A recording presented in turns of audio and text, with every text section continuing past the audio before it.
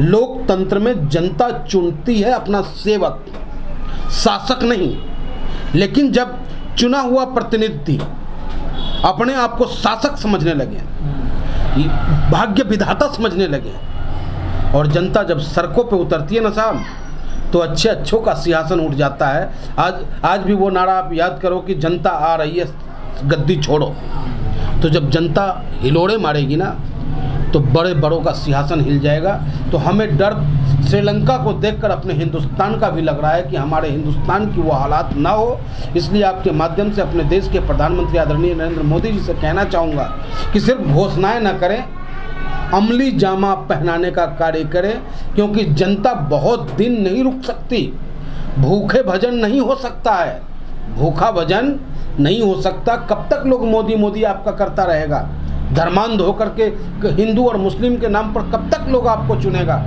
हिंदू और मुस्लिम करने वाले को भी रोटी चाहिए, हिंदू मुस्लिम करने वाले बेटा को रोजगार चाहिए, हिंदू मुस्लिम करने वाले बेटा को स्वास्थ्य लाभ चाहिए, शिक्षा चाहिए।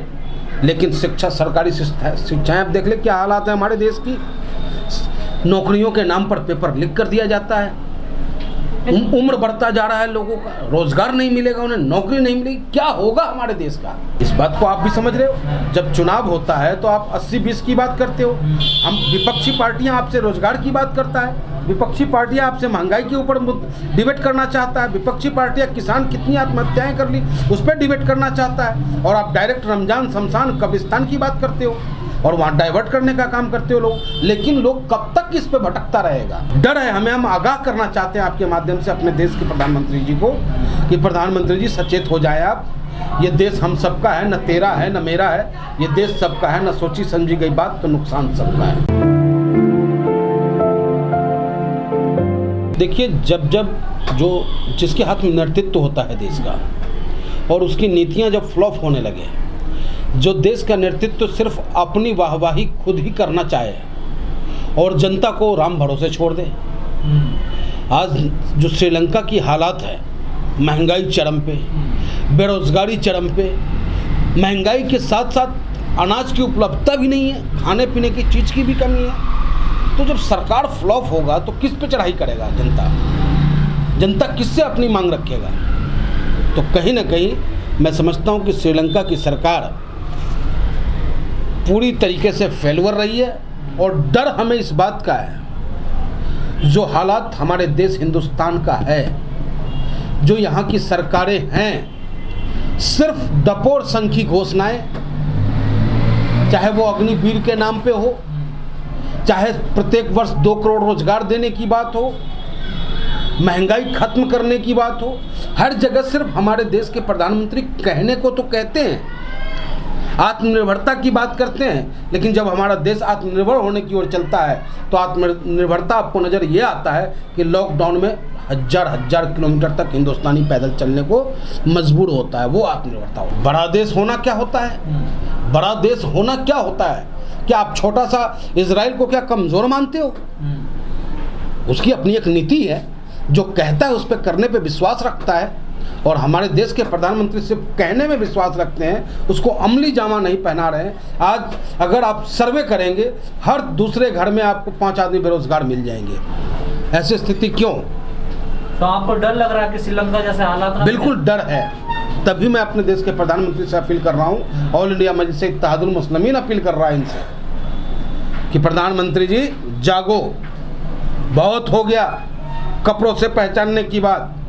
अब मजबूत हाथ और मजदूर हाथों को आप पहचाने, जो देश के निर्माता हैं, उनको रोजगार देने का कार्य करें। कि अब जात पात की राजनीति को ख़त्म करते हुए किस तरीके से हमारा अर्थव्यवस्था मजबूत होगा उसकी ओर ध्यान दें। कैसे हम भूल जाएं? यही नरेंद्र मोदी जी हैं। जब इन्होंने कहा था कि जिस देश का रुपया गिरता है उस देश की अस्मिता गिर जाती है, प्रतिष्ठा गिर जाता है। और आदरणीय प्रधानमंत्री जी, आज आपके नेतृत्व में रुपया इतना लुढ़क रहा है, इतना लुढ़क रहा है, लुढ़कती जो है तो कहाँ जाके वो गिरेगा, अभी इसकी कोई सीमा नहीं है। तो उसको रोकने का कार्य करें आप, महंगाई चरम पे है, बिल्कुल हो रही थी। आप देखा वहाँ गृह युद्ध जैसी हालात पैदा कर दिया था लोगों ने, जाति धर्म की वहाँ भी राजनीति होने लगी थी। और राजनीति में कभी भी धर्म का स्थान नहीं होता है। राजनीति करने वाले व्यक्ति का एक ही धर्म है, उसका संविधान है। अगर हमसे आप पूछोगे आपकी जाति क्या है, तो मेरी जाति इंसानियत है। मेरा धर्म क्या है, तो बाबा भीमराव अंबेडकर का संविधान है। जो उन्होंने संविधान में हमें ताकत दिया है, उस ताकत के आधार पर हम जनता की सेवा ही करेंगे। जिस राजनीतिज्ञ के दिमाग में धर्म का आर आ जाए, तो समझ लो कि वो राजनीति जो है, राजनीतिक व्यक्ति और उस देश की जनता का पतन होना प्रारंभ हो जाता है। क्योंकि धर्म का जगह नहीं है। क्योंकि और हमारा देश तो अनेकता में एकता की प्रतीक है। अनेक भाषा, अनेक प्रांत, न जाने कितने तरह के लोग, पानी का अलग अलग स्वाद, उसके बावजूद हम लोग जय हिंद कह करके तिरंगा के नीचे एक होते हैं और अपने देश की असीमता के लिए मरने मिटने को तैयार होते हैं। और आज हमारे देश के प्रधानमंत्री जो हैं, इस पर ना ध्यान देकर, क्या ये देश नाथूराम गौडसे अमर रहे के नाम पे चलेगा? नहीं, ये देश चलेगा गांधी जी अमर रहे, ये देश चलेगा बाबा साहब अमर रहे के नाम पे। कर्ज क्यों हुआ? सरकार की गलत नीति थी, अपने सुख सुविधा पे ज़्यादा खर्च किया उन्होंने। आज जो कटौती की बात आती है, अब आप देखें आटा का भाव क्या, तो कर्ज तो भारत पे भी बढ़ रहा लगा था। वही तो मैं कह रहा हूँ। अपने हिंदुस्तान में आप देखो ना, आज गेहूं का आटा, जो थर्ड क्लास आटा जिसे कहते हैं, जो मिडिल क्लास लोग खाते हैं, गरीब परिवार खाता है, उसकी कीमत आज 30 रुपये हो गई। आदरणीय प्रधानमंत्री जी लोगों को आदत डाल दिए राशन फ्री में लेने की, और अचानक आप देख रहे होंगे कि राशन के गल्ले से जो गेहूँ गायब हो चुका है।